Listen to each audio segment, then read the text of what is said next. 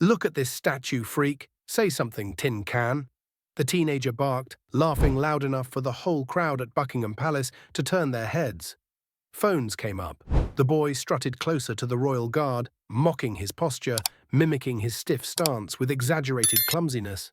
His friends howled behind the phone camera, but the guard didn't flinch. Not a blink. Not a twitch. What, you can't even blink? Who trains you guys, robots? The teen jeered again. Tourists giggled awkwardly, some shifting uncomfortably.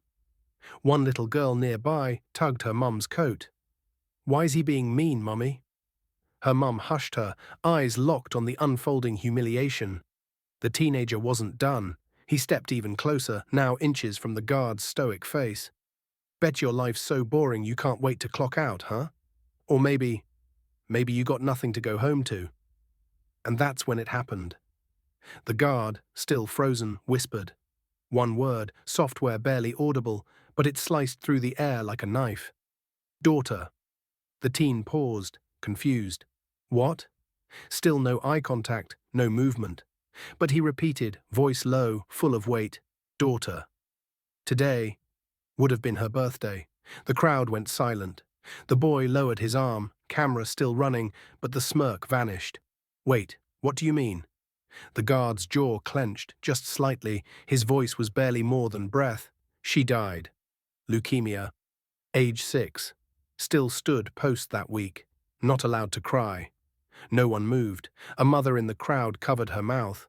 An older man lowered his phone. The boy, so loud a moment ago, now stared, speechless. I took this post because she loved the Queen. Used to dress up, guard her teddies, the soldier continued. Said I looked like a superhero when I wore the hat. She was proud. So I stood. I still stand.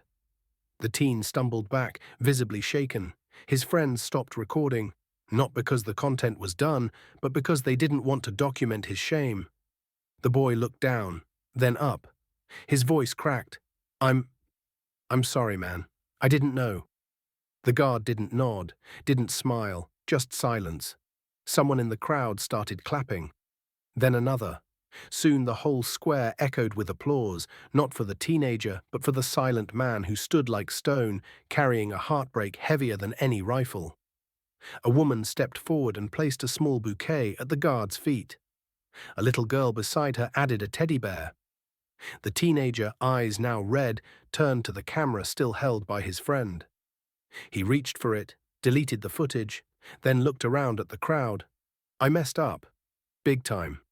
I judged someone without knowing anything. I thought it was funny, because I didn't understand respect.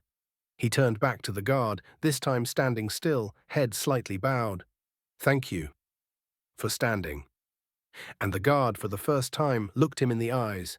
That single gaze said more than any scolding ever could. He returned to position, unmoved, unshaken, but now seen. The teenager left, slower this time, quieter, humbled. Behind him, the murmurs weren't mocking anymore, they were reverent. Because that day, the royal guard didn't just protect tradition, he protected memory, and taught a lesson the crowd would never forget. If this story touched you, subscribe to the channel and hit that like button and drop a karma in the comments below.